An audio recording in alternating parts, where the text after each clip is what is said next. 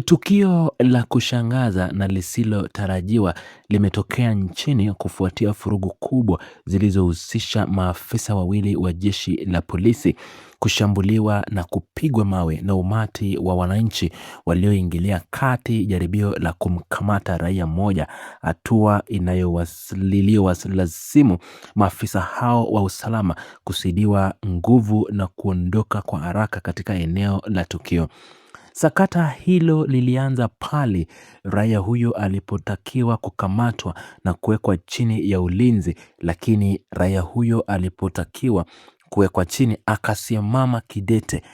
na kuwaomba maafisa hao wamweleze kuwa kwa ufanisi ni kosa gani la kisheria alilolitenda linalohalalisha hatua hiyo ya kumzuia na kumchukua.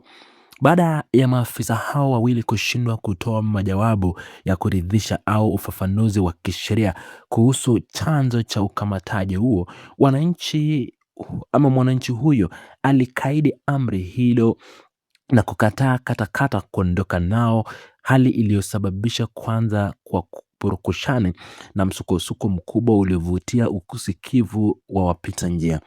Ujasiri huo wa kutaka kukamatwa na kukataa kukamatwa bila kuelezwa sababu za kisheria umeibua mjadala mzito kwa kusababisha mtazamo mpana miongoni mwa wananchi wengi waliofuatilia matukio ya kiusalama nchini. Ushahidi wa video unaonyesha jinsi umati wa watu waliokuwa karibu ulivyolazimika kuingilia kati kwa lengo la kusitisha matumizi ya nguvu kupita kiasi yaliyokuwa yakitumika na maafisa hao wa dola dhidi ya raia huyo wa kawaida. Sehemu kubwa ya jamii imeeleza kuwa hatua ya mwananchi huyo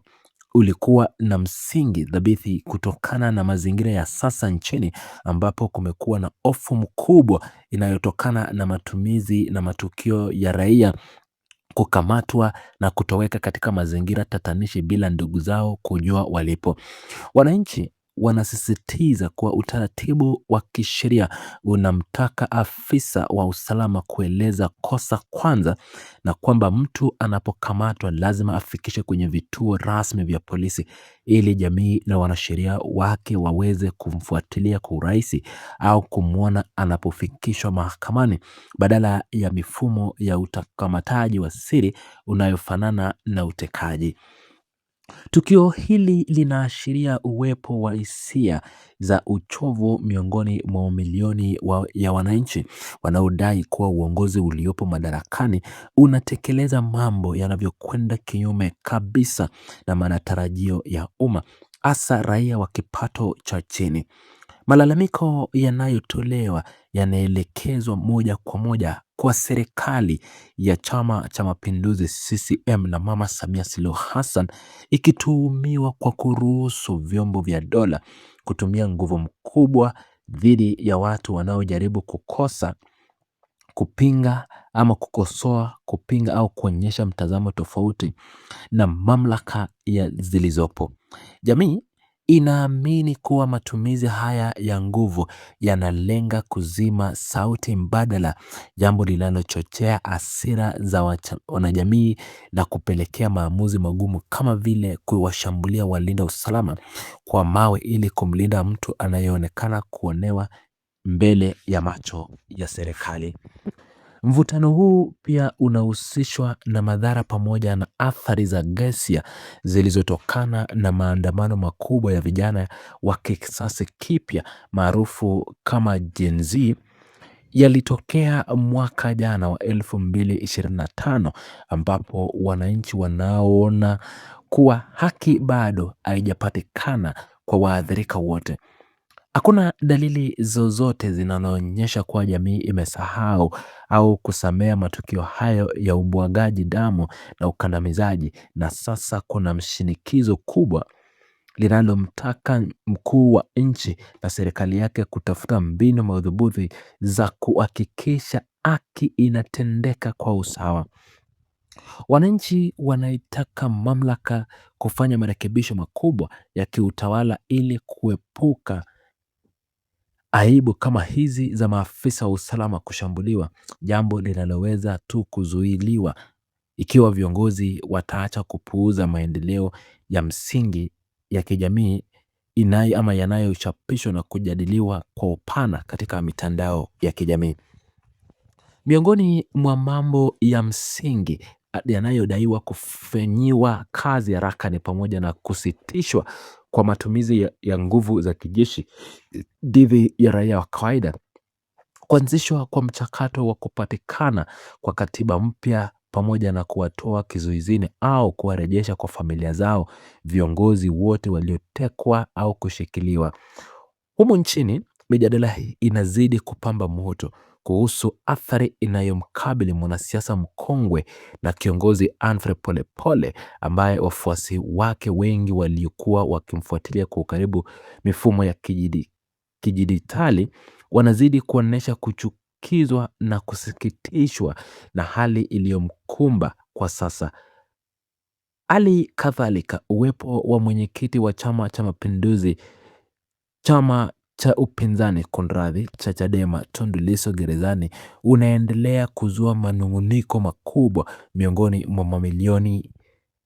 ya wanachama na wafuasi wa chama hicho ambao hawajafurahishwa hata kidogo na hatua hizo za serikali kuendelea kushikilia kiongozi wao mkuu wa kisheria. Ukinzani huu mkubwa kati ya kile kinachoandaliwa hadharani na viongozi waliopo madarakani na kile kinachotekelezwa kwa vitengo ndio unaeleza joto la kisiasa na kijamii nchini Tanzania. Wananchi wanaona kuwa serikali inazungumzia amani na utawala wa sheria jukwani, lakini inaruhusu ukamataji usiofuata taratibu